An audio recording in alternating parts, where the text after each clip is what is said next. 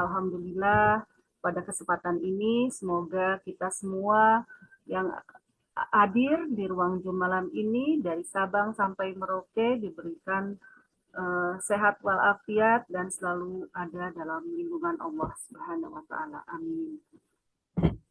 Ada sedikit pantun, beli kacamata tuk gaya, belinya di tempat rekreasi. Saatnya wanita berkarya untuk memajukan literasi.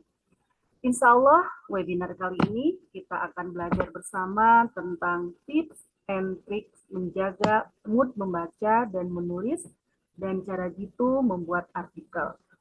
Untuk itu telah hadir bersama kita semua narasumber yang akan memberikan ilmunya kepada sahabat semua, yakni Teh Lisa Afiatun Nahar sebagai editor, penulis, dan juga blogger, dan narasumber yang kedua yakni Ibu Mudiati Rahmatunisa sebagai dosen dan juga penulis.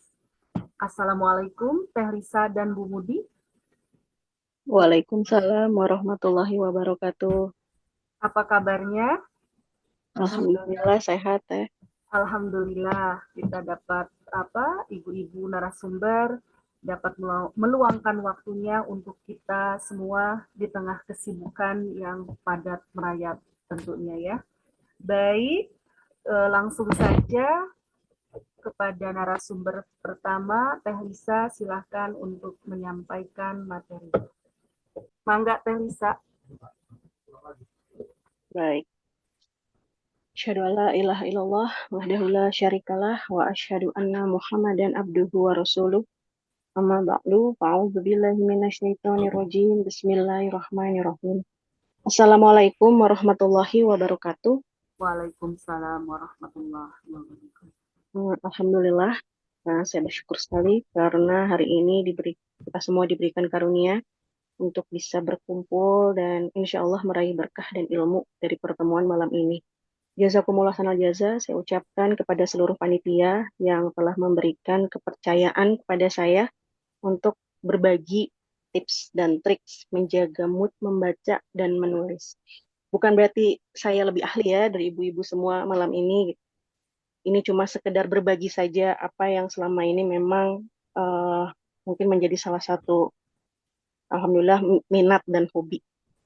Mudah-mudahan kita bisa sama-sama meraih manfaat. Selanjutnya, Teh.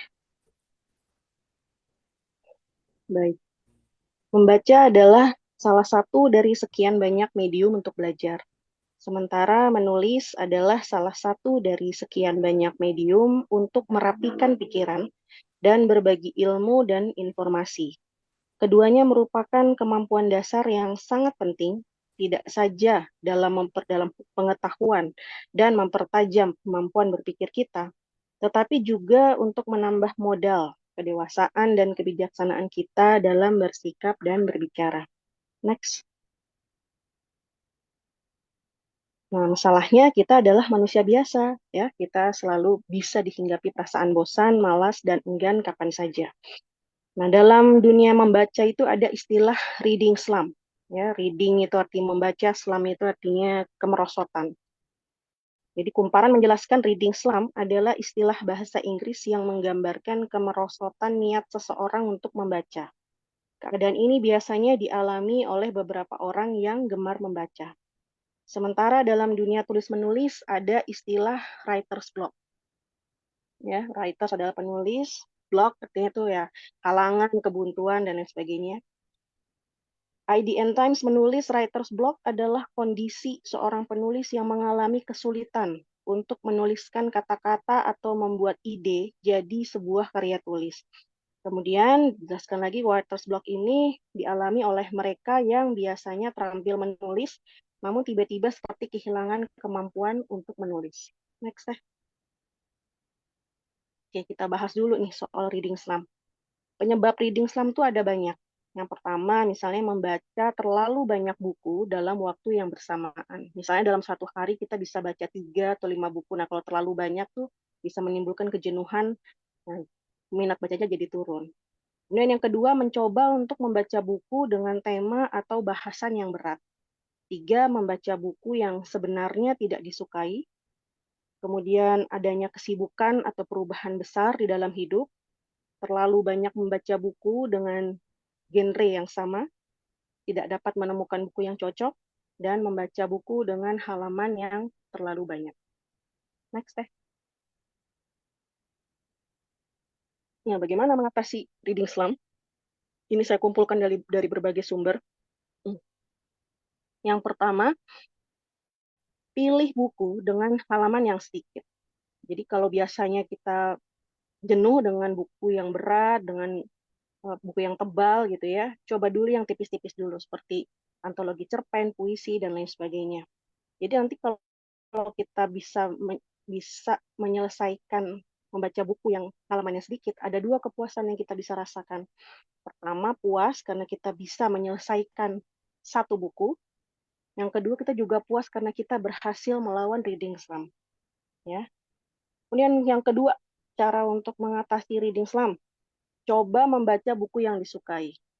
Mungkin kalau untuk yang mahasiswa gitu ya, ada kewajiban untuk membaca buku dari kampus gitu ya, kan bosen misalnya. Nah, coba dulu dialihkan membaca buku yang disukai dulu, misalnya novel atau cerpen dan lain sebagainya. Kemudian yang ketiga, beri waktu untuk membaca. Jangan dulu ada target untuk menyelesaikan satu buku dalam 2 hari, 3 hari, dan lain sebagainya. Yang penting satu hari ada membaca, walaupun cuma satu paragraf atau satu halaman, 2 halaman ya, tergantung dari seberapa luang waktu kita untuk bisa membaca atau seberapa berat buku yang kita ingin baca dan lain sebagainya gitu ya.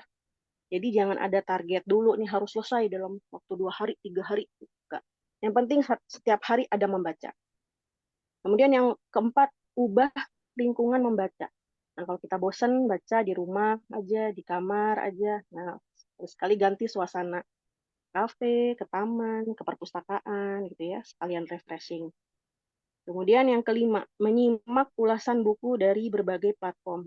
Nah, ini tuh termasuk ampuh juga. Jadi kalau di Instagram kan banyak ya, bookstagram tuh istilahnya, orang-orang yang kontennya itu memang review buku. Kalau saya sendiri, cuman sekedar ngelihat konten foto atau video orang yang lagi baca buku aja, itu udah cukup lumayan bisa menarik minat buat baca lagi gitu. Oh, ternyata membaca itu menyenangkan ya gitu. Kemudian yang keenam, mencoba aktivitas yang berhubungan dengan buku. Misalnya ikut komunitas membaca. Kalau di sini ada ya komunitas Free Writing and Reading Community. Jadi dengan bergabung dengan komunitas itu selain kita dapat teman baru, kita juga akan semakin termotivasi tuh membacanya gitu. Dan memang ada penelitian juga yang mengatakan bahwa sesuatu itu akan lebih mudah diingat dan dihayati apabila kita mendiskusikannya sampai 2 jam bersama para sahabat. Jadi ketika kita mendiskusikan sesuatu, contohnya buku gitu dengan seseorang, selain kita jadi lebih nempel lagi itu di pikiran kita, kita lebih hafal apa isi bukunya, lebih paham apa isi bukunya, kita juga perspektifnya lebih kaya. Kemudian yang ketujuh, ganti format bacaan. Kalau biasanya bacanya buku cetak, bisa diganti e-book atau mendengarkan audiobook. Ya, salah satu platform audiobook kesukaan saya itu Noise. Nggak dibaca satu buku ya, itu dia di audiobook yang ada di Noise. Hanya ringkasan-ringkasan saja, tapi itu cukup ampuh juga. Selanjutnya, Teh. Oke, sekarang kita ke writer's block. Penyebab writer's block itu ada banyak juga. Kecemasan atau takut tidak bisa menghasilkan karya yang bagus atau disukai pembaca. Nah, ini tuh biasanya ini sumbernya itu yang kedua, perfeksionis, karena kita ingin sempurna, kita ingin karya yang bagus, yang disukai, jadinya kita justru cemas dan takut. Nah, itu juga jadi penghalang. Kemudian yang ketiga, memiliki masalah dengan orang lain, sehingga merasa tidak suka ketika karyanya dibanding-bandingkan. Ketika ada orang yang mengomentari karya kita, kita merasa bahwa, oh kayaknya dia punya masalah deh sama saya, gitu. Padahal enggak. Ya. Kemudian yang keempat, mengkritik diri sendiri. Ini pun sumbernya juga dari perfeksionis itu tadi. Dan karena terlalu banyak mengkritik diri sendiri, juga dapat menurunkan minat untuk menulis.